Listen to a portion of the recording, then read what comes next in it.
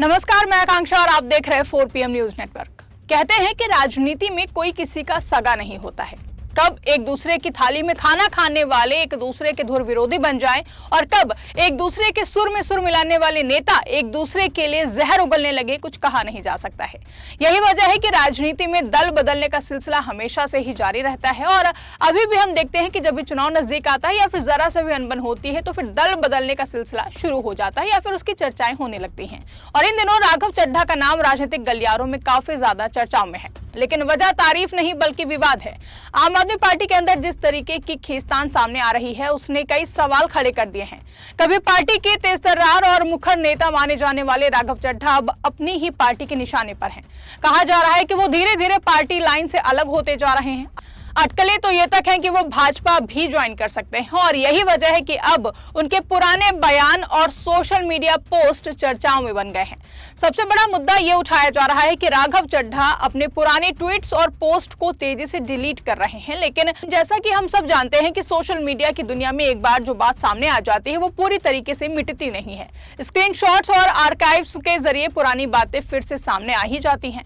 अब आम आदमी पार्टी के ही नेता सौरभ भारद्वाज ने दावा किया है कि राघव चड्ढा ने कई ऐसे पोस्ट हटाए हैं जिसमें उन्होंने पहले पार्टी नेताओं की तारीफ की थी या फिर केंद्र सरकार और बीजेपी और पीएम मोदी पर तीखे हमले किए थे। उदाहरण के तौर पर मनीष सिसोदिया की तारीफ वाले पोस्ट जिन्हें कभी राघव चड्ढा ने शेयर किया था अब उनके अकाउंट से गायब बताए जा रहे हैं। इसी तरह संजय सिंह की ओर से भी किए गए कुछ पोस्ट जिनमें बीजेपी और खासकर अमित शाह पर निशाना साधा गया था उन्हें भी हटा दिया गया है, ये ऐसा बताया जा रहा है। ऐसे में अब सवाल ये उठ रहा है कि आखिर ऐसा क्यों किया जा रहा है? क्या ये सिर्फ इमेज सुधारने की कोशिश है या इसके पीछे कोई बड़ी रणनीति है?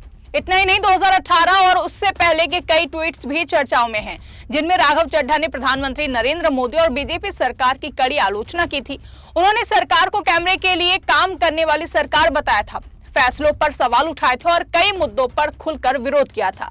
अब जब वही पोस्ट डिलीट किए जा रहे हैं तो लोगों को ये बदलाव अचानक और अजीब लग रहा है। आज सत्ता की आंखों में आंखें डालकर पत्रकारिता करना मुश्किल हो गया है। हमारे 4 PM नेशनल यूट्यूब और फेसबुक चैनल को, जिसे आपका प्यार और विश्वास हमेशा से मिलता रहा है, उसे बंद करके सरकार ने यह साबित कर दिया है कि वो आपके सवालों से कितना डरती है। मुश्किल दौर है, लेकिन हम ना रुके थे और ना ही रुकेंगे। हम सच के लिए हमेशा लड़ते रहेंगे। ऐसे में 4 PM यूपी को ज्यादा से ज्यादा ज्वाइन करें और स्वतंत्र पत्रकारिता को जिंदा रखने के लिए जितना हो सके उतना हमारा आर्थिक सहयोग करें। आपके सहयोग से ये जंग हम जीत कर रहेंगे।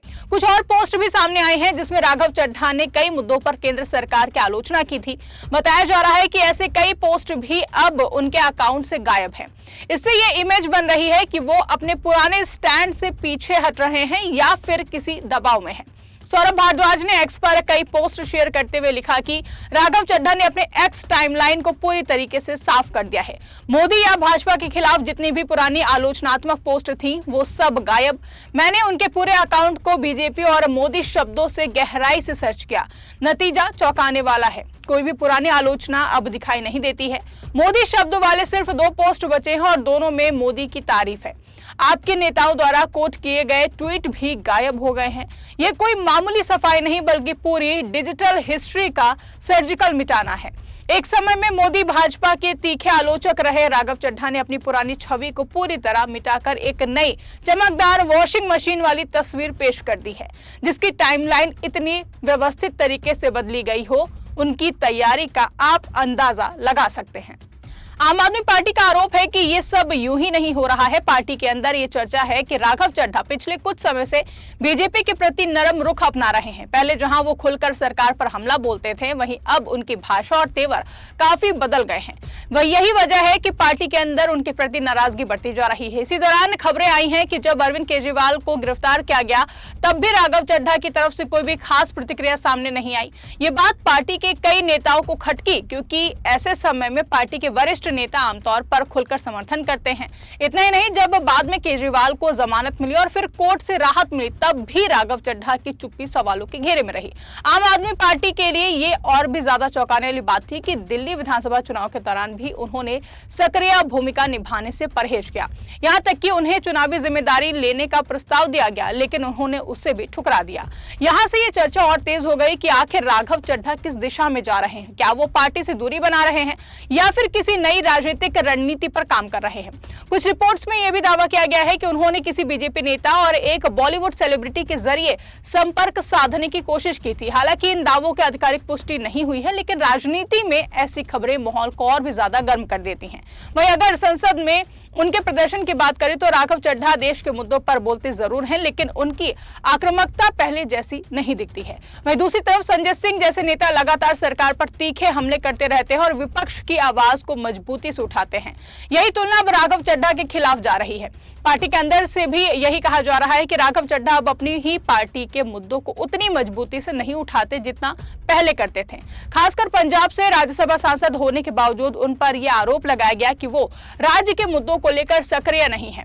इसके जवाब में उन्होंने एक वीडियो जारी किया है जिसमें उन्होंने अपने भाषणों और गतिविधियों का जिक्र किया है, लेकिन इससे विवाद पूरी तरीके से खत्म नहीं हुआ। राघव चड्ढा ने अपने हालिया बयानों में यह भी कहा है कि पिक्चर अभी बाकी हो और खुद को घायल लेकिन घातक बताया, लेकिन इन बयानों ने भी सवालों को कम करने के बजाय और बढ़ा दिया है। लोगों को लग रहा है कि वो सीधे जवाब देने के बजाय इशारों में बात कर रहे हैं। अब सबसे बड़ा सवाल यही है कि क्या राघव चड्ढा वाकई किसी दबाव में है या फिर वो अपनी राजनीतिक दिशा बदल रहे हैं? क्या ये सिर्फ इमेज मैनेजमेंट है या फिर कोई बड़ा राजनीतिक खेल चल रहा है? क्या राघव चड्ढा सच में भाजपा ज्वाइन करेंगे? आम आदमी पार्टी के आरोपों और उनके अपने व्यवहार को देखकर ये कहना मुश्किल नहीं है कि कुछ तो जरूर बदल रहा है। सोशल मीडिया पर भी लोग इस पूरे मामले पर अपनी राय दे रहे हैं। कुछ लोग मानते हैं कि ये एक सोची समझी रणनीति है, जबकि कुछ का कहना है कि ये दबाव का नतीजा है। लेकिन एक बात तो साफ है कि राघव चड्ढा की इमेज पर इसका असर जरूर पड़ा है। ऐसे में ये पूरा मामला सिर्फ एक नेता के ट्वीट डिलीट करने का नहीं रह गया है, बल्कि ये उसकी राजनीतिक विश्वसनीयता और स्टैंड पर सवाल उठाता है। राजनीति में बदलाव नॉर्मल बात है, लेकिन जब वो बहुत तेजी से और बिना किसी साफ कारण के होता है तो संदेह पैदा होता है। फिलहाल जैसे हालात है, ऐसे हालातों में अब देखना यह होगा कि आने वाले समय में राघव चड्ढा इन आरोपों का किस तरह से जवाब देते हैं और क्या वो अपनी पार्टी के साथ खड़े रहते हैं या फिर कोई अलग रास्ता चुनते हैं। आपको क्या लगता है? कमेंट करके अपनी राय हमें जरूर बताइएगा। फिलहाल के लिए इस खबर में बस इतना ही। अगर वीडियो पसंद आई हो तो इसको ज्यादा से ज्यादा लाइक और शेयर करना ना भूलें। हमारे चैनल पर नए हैं तो चैनल को सब्सक्राइब जरूर कर लें और देखते रहिए 4PM न्यूज नेटवर्क।